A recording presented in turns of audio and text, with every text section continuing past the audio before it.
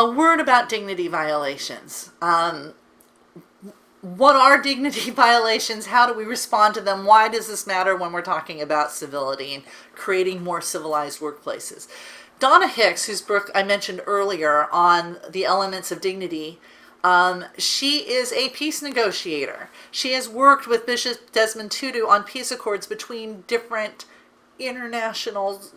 countries that were in conflict. Groups that have literally been killing each other in the course of a war.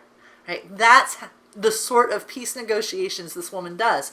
And her insight into what she calls dignity violations and how they impact conflicts and the resolution of conflicts, I think is really interesting and really important. Even though most of us are never going to be in a conflict of that nature, we still have conflicts in the workplace. So let's talk about what she says about dignity violations. She says, the first thing that has to happen to resolve a conflict is that we need to acknowledge each other's dignity, and this is made hard because we're so busy defending our own dignity that we tend to ignore the dignity of others. Specifically, we have to deal with our own dignity violations before we can engage with others and deal with theirs.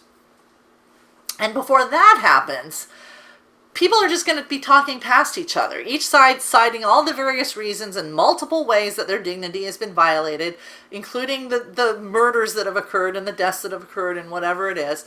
And while they're doing that, they're refusing to acknowledge anything else until and unless their dignity violations are recognized and apologized for first and foremost. And you can see why this would prevent conflict resolution from occurring. If both sides are saying, I need to have my dignity violations acknowledged before I even talk about anybody else's, you can't get anywhere.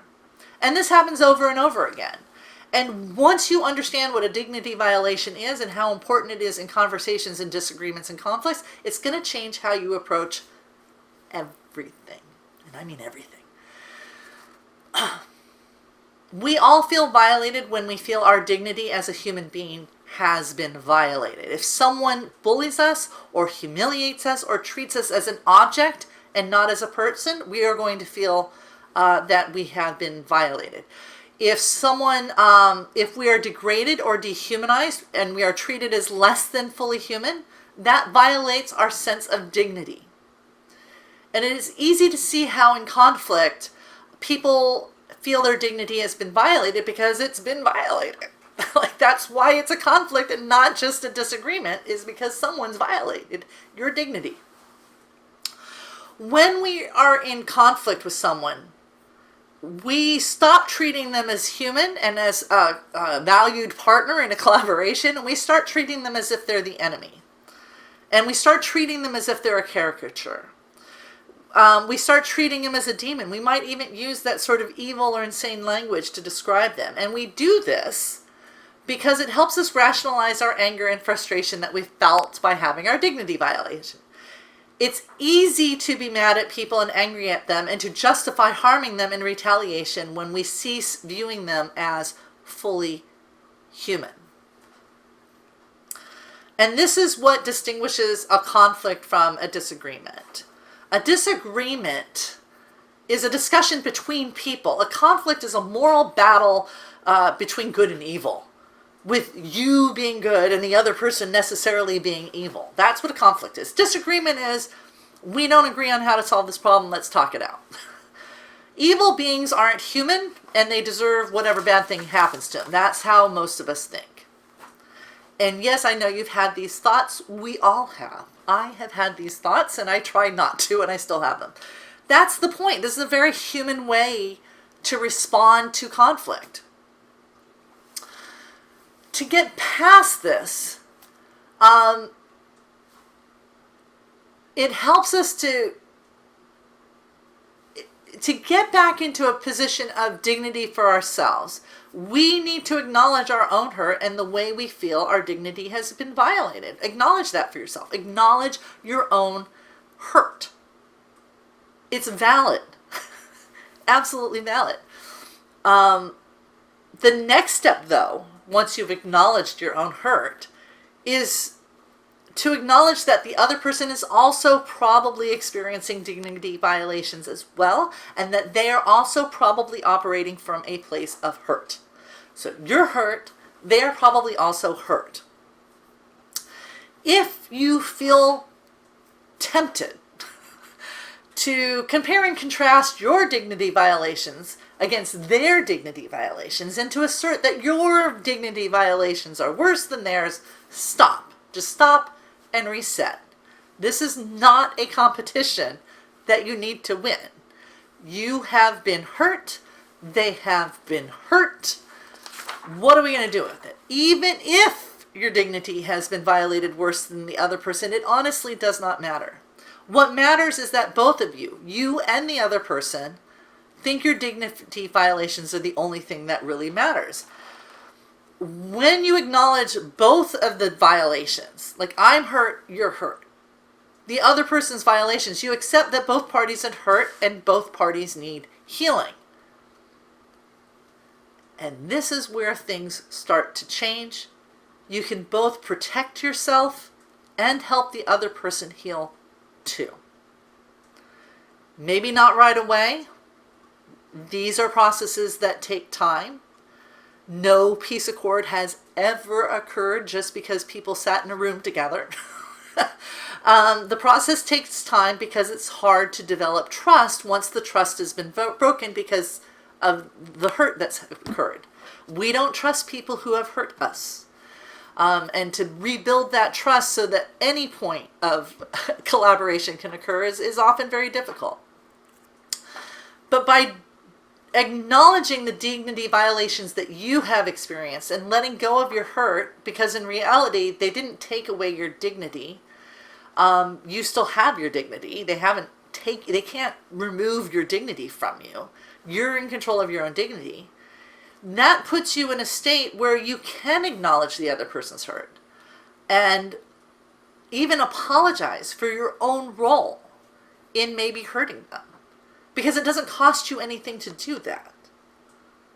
Because you don't need to defend your dignity. This seems like a really weird thing to say in the context of a dignity violation. Yes, you were hurt. That is valid. But you don't actually need to defend your dignity because your dignity is intact. Your ego. You're hurt, but your dignity is fine. So you don't need to defend that. When you acknowledge your role in maybe hurting the other person, it doesn't mean that your dignity violation doesn't matter. It's just an acknowledgement of the hurt the other person is experiencing. And that acknowledgement helps build trust. Think back to the very first story I told you about the woman I was collaborating with. And I said, look, your behavior made me feel bad.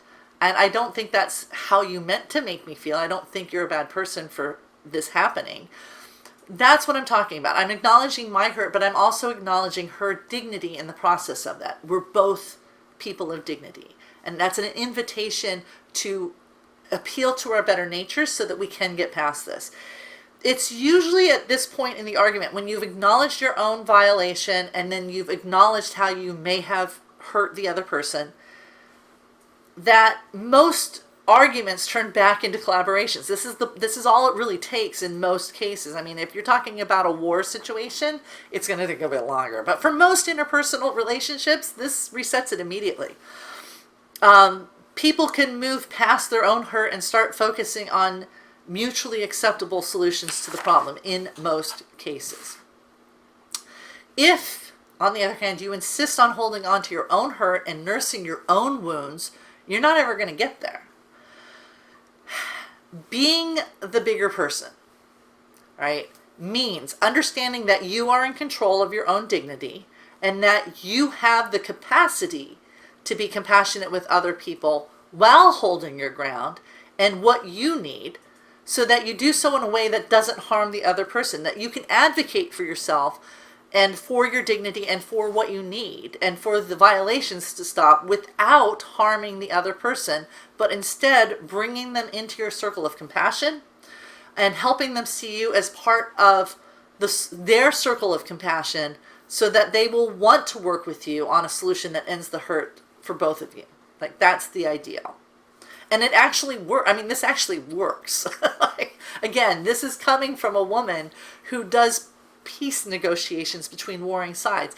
Imagine how much easier this is when it's just a disagreement that's gotten out of hand. I realize that this sounds pie in the sky. Acknowledge your own hurt, and then acknowledge the other person's hurt, and then magically things will get better. That sounds pie in the sky, but it actually does work. I use this technique all the time, and it diffuses conflicts and turns them into collaborations almost immediately for most people. Not all of them, but most. And that makes it worth doing. The final thing I want to leave you with is, when you are encountering someone who is behaving badly, understand that they're behaving that way because of their own fears and their own hurts and their own dignity violations. They are doing this, they think, to protect themselves from you.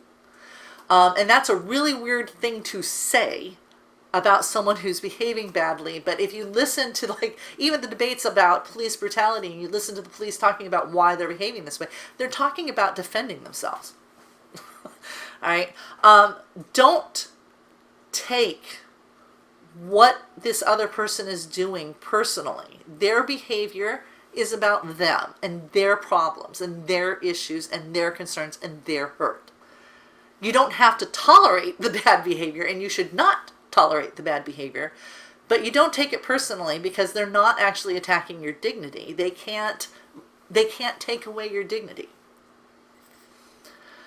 This mindset will help you focus on problem solving in a compassionate way and help you avoid unnecessary fights. It really will. It won't protect you in every situation, and you're not going to win in every situation, because there are some really bad people out there. But the majority of people are actually pretty good, and especially in the workplace. And give people the benefit of the doubt. I want to leave you with a quote from Renee Brown, who's a professor of social work at the University of Houston. She said, "In order to empathize with someone's experience, you must be willing to believe them as they see it and not how you imagine their experience to be." A big part of my practice as a humanist is to accept other people as fully human, and that means that they are autonomous. They have their own experiences. They aren't me. They don't think like me. They don't have my experiences, and I don't have their experiences. I don't know truly what it is to be them. I only know what it is to be me. However they came to be at this moment in time, I can't possibly imagine the journey they just went on to get to here. They had their own journey to get to this point. So have I. Right? Acknowledging that doesn't mean that I didn't have my own. I've absolutely had my own journey. This knowledge, though, helps me be present for them and hold space for them as the unique and amazing individual they are, that they survived to this point. Even if I disagree with them, even if I don't currently respect them, I can still hold space for them as the unique individual they are, even if they're not holding space for me, because I don't need them to hold space for me. I'm confident in my own dignity, right? I don't need them to be anyone other than who they are authentically. I'm confident in my history and my experiences that have led me to this point. Being willing to learn and be present for them and to really listen is a gift I give myself. It helps me feel connected in the moment, and that helps me be both more authentic, and by honoring their dignity, I honor my own dignity. The giving and getting of dignity, that's how it works. This honoring of dignity of the other person usually helps the other person see me as a potential ally and supporter, so that we can communicate about the disagreements we have. By giving them what they need, which is dignity, they're now able to reciprocate to me and give dignity back to me. But it starts with me giving dignity to them, even if I don't necessarily respect them. And if they don't give dignity back to me, that's okay too. I don't need to win. I don't need them to give me dignity, because I already have dignity. I don't enter any of these experiences with a win or lose expectation. That's a zero-sum game, and it doesn't exist in real life. It's in your head. By focusing on their dignity, the entire interaction is transformed. How I feel about the interaction is transformed. My goal is to understand this other person as they understand themselves. I don't need them to understand me. My goal is to understand them. And I do that by giving them dignity and listening to them and trying to understand how they see themselves. This is about learning from the other person. It's through learning about how they see themselves that I'm now able to find common ground. I agree with that part. I can see that part of it. I agree with that. I can use that information in the future to help create strategies that will address the very real concerns and needs of people other than myself. And that helps me be more effective. And again, I can't control what other people do. I can only control myself. The act of treating people with dignity is what gives my life dignity and purpose. And that's enough for me. In most cases, it helps the other person respond with dignity to me too, but if they don't, that's okay. I've at least learned something about how other people see themselves and see the problems and the conflicts. Thanks again. I'm Jennifer Hancock. This is How to Use Dignity to Create Civility, and I want to thank Donna Hicks and the Global Dignity Project, whose work influenced this program. If you are viewing this program as part of a civility training, there will be additional units on behavioral-based approaches to stop bullying and harassment to supplement this information.